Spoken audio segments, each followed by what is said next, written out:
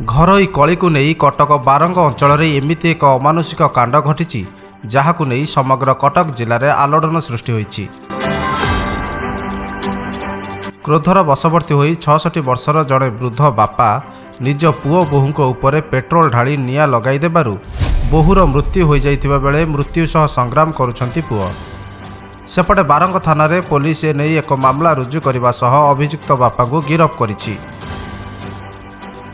तेबे पुओ निशा खाइबा पाई टंका देबाकू मना करिबारु एथिरे उत्क्षिप्त होई बापा गोवर्धन एही कांड भिआइथिबा तदंतरु जणा पड़िछि। गतकाली गोटे अभावनीय घटना घटी बारंग थाना गोड़ीसाई फांडी अंडर बारसिंघा गाँव में गोवर्धन राउत बोलिकी जड़े 66 इयर्स जड़े फादर जड़े पुओ दीनबंधु राउत एवं बहु पूजा और सस्मिता राउत पूजा आलिया सस्मिता राउत राति 9टा बेले से खाई बसला बेले घरे गोटे पेट्रोल ढालिकी उपरकू निया पकई देवर से गभीर भाव में आघात होता है।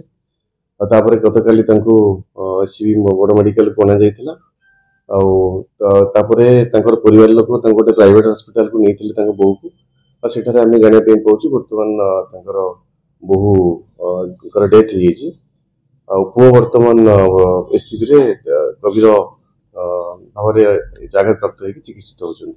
गत 2 दिन तले बापा को पुओ 5000 टका प्रति मास भरी प्रति से 2 दिन तले 5000 टका देइथिले से पैसा खर्च कर सारा पर पुणी आहरी 5000 टका मागुले तेणु परदिन से मैटर भितर पाठन होता और रागिकी थे तेणु से मारिदेवा उद्देश्य से पेट्रोल आनिक घरे रखी लुचि काली से सुजोग जो खाऊँ से सुजोग उपरकू निया मान पेट्रोल ढालिकी निया लगे घटना घटी। बारंग बारासिंहा गाँव में घटी पोड़ी घटना आखि बुझिछंती 27 वर्षीय सस्मिता राउत। सेपटे एससीबी आईसीयू रे भर्ती होई मृत्यु सह संग्राम करुछंती स्वामी दीनबंधु। यार भितरे पुत्रवधू हंता ससुर गोवर्धन राउत को गिरफ करिछि कमिशनरेट पुलिस। पारिपार्श्विक प्रमाण और स्थानीय लोकों बयान को आधार करी गोवर्धन को गिरफ करा जाइथिबा पुलिस पक्षरु कुआ जाइछि। यह एक योजनाबद्ध हत्याकांड थिला एवं पुओ को पेट्रोल ढाली हत्या करने 2 दिन पूर्व बापा गोवर्धन योजना प्रस्तुत करने सह पेट्रोल आनी घरे रखिथिबा कथा पुलिस तदंतरु जणा पड़िछि।